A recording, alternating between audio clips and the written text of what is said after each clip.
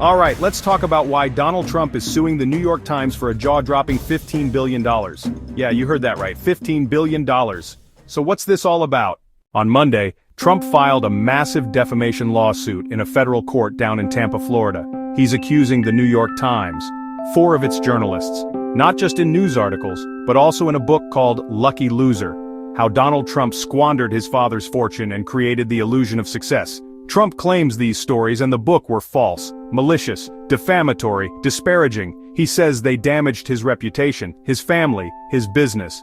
On Truth Social, Trump called the New York Times a mouthpiece for the radical left Democratic Party, and he's not holding back. Now this isn't Trump's first rodeo with media lawsuits. He's actually gone after several big outlets before, ABC, CBS, others. In some of those cases, the companies settled, paying out millions.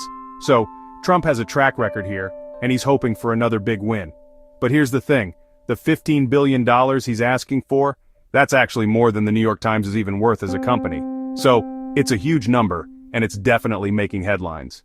Let's dig a little deeper. The lawsuit doesn't just target the newspaper, it also goes after Penguin Random House, the publisher of Lucky Loser, 4 specific Times reporters. Trump is basically saying that this coverage didn't just cross the line, it jumped way over it. One hot topic in this lawsuit is the Times reporting on Trump's relationship with Jeffrey Epstein. Jeffrey Epstein, the disgraced financier. Trump says the coverage was misleading and caused serious reputational damage. He's denied any close ties to Epstein and says he cut off contact before Epstein's legal troubles even became public.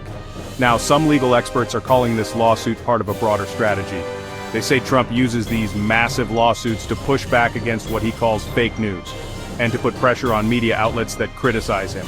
Critics argue that this could threaten press freedom and free speech, especially when the lawsuits are as huge, and some say as shaky, as this one. So, what happens next? The case will play out in court. It's almost guaranteed to be messy, dramatic, and all over the news. Whether Trump actually wins $15 billion or even a fraction of that is a whole other question. But one thing's for sure. He's making a statement, and he's keeping the spotlight firmly on himself and his ongoing battle with the media. I'll keep an eye on this story. Let me know what you think in the comments. Is this a fight for truth, or just another headline-grabbing move? Thanks for watching, and I'll see you in the next one.